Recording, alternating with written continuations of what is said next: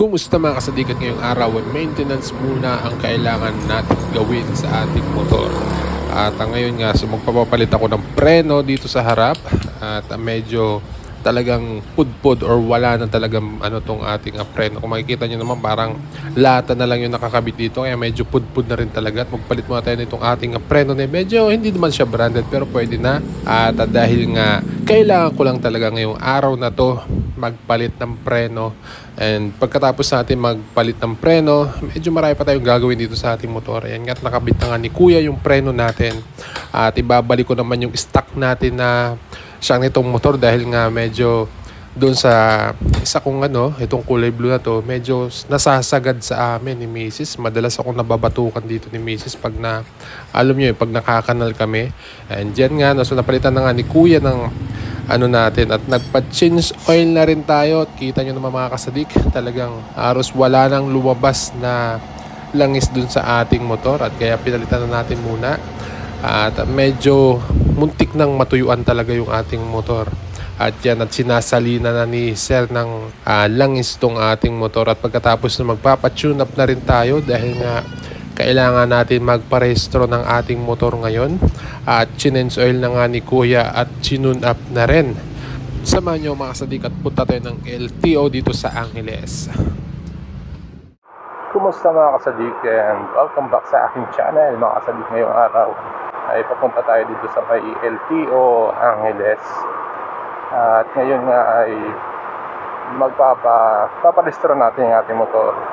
So ginawa ko na muna lahat bago magparehistro is pina-tune up, change oil, then binalik ko na rin yung stock na shock natin para kasi nagpaplano ako magpalit ng malaking gulong sa likod.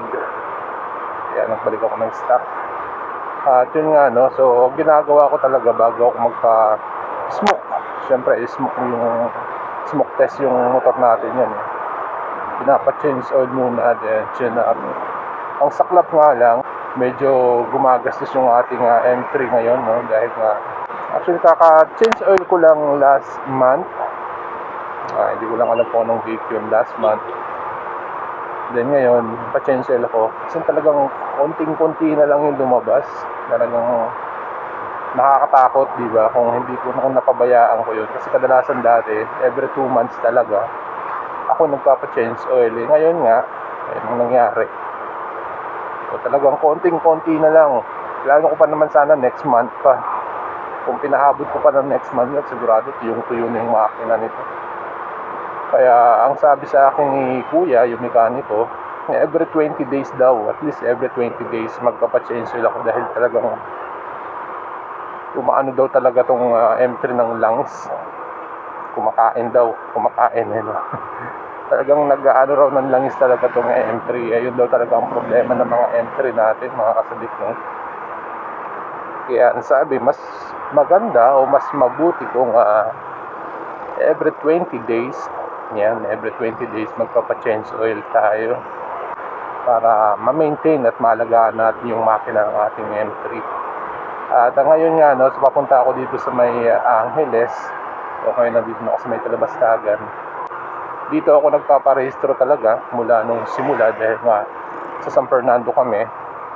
Actually may naman sa San Fernando May naman sa San Fernando, may LTO, kaya lang medyo maraming mahaba ang pila doon. Kaya napili ko dito na sa may Angeles magparehistro. Tsaka medyo malayo sa amin yun. Kasi nandito lang kami sa Bungad. Medyo malapit lang kami dito sa may Santo Rosario, Angeles, Kaya dito na lang ako nagpaparehistro talaga. Medyo mabilis naman dito ang process nila. Ang unang ginagawa dito ay kumukuha muna ng insurance. Actually last month lang, last 2 months, ngayong May, nagparehistro na ako. Kaya lang, ang sabi nga sa akin, bumalik daw uli ako ngayong katapusan ng August para sa 2023. At ang nabayaran ko lang daw pala is 2022 lang dati. So ilang buwan lang, then balik na naman ako dito, parehistro uli. Siguro nito 1 year na to itong para sa 2023 na. Oo, ilang buwan na lang din pala, mag 2024 na Siguro baka 1 year na rin to.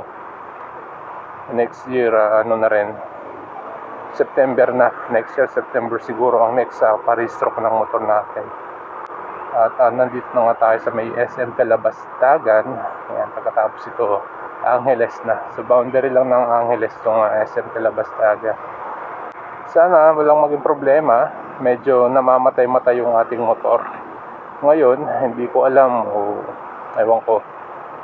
Nung hindi ko pa napapa-tune up, medyo okay naman.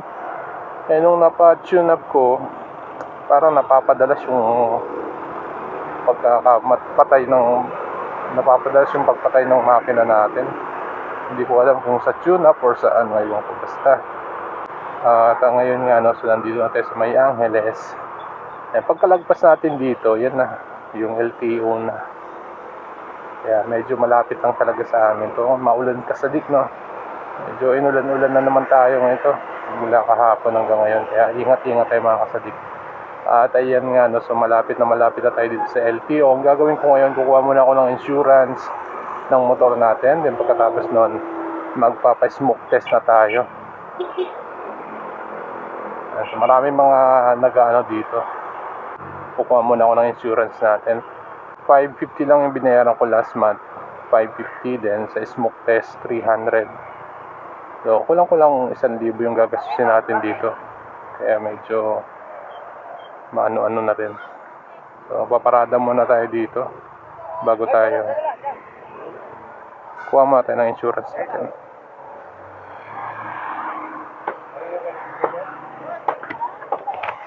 Paparehistro ako.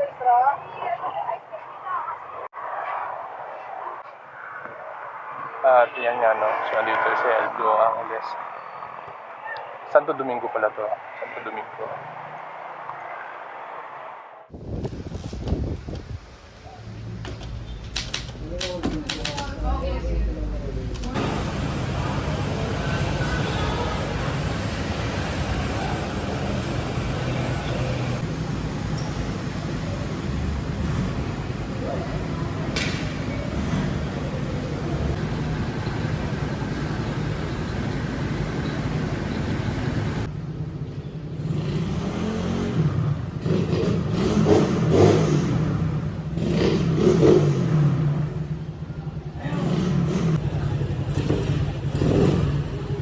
At yun na nga mga kasalig na. So okay na lahat.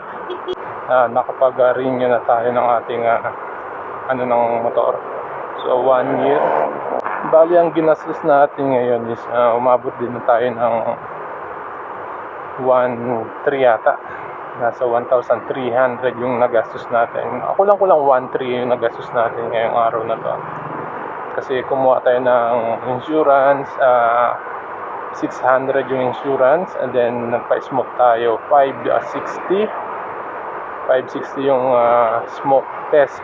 Then pagdating doon sa loob, magbabayad pa tayo ng 260 yung bayaran natin sa loob na ng LTO yun para doon sa sa ORCR mo. Kaya umabot din tayo siguro ng mga 1,300 ang nagastos natin, 1,300. And yun, okay na, safe na. Pwede tayong bumiyahin ito. Walang kakaba-kaba, di ba? So yun lang mga kasadik, at maraming salamat. Ingat po tayong lahat. Bye-bye.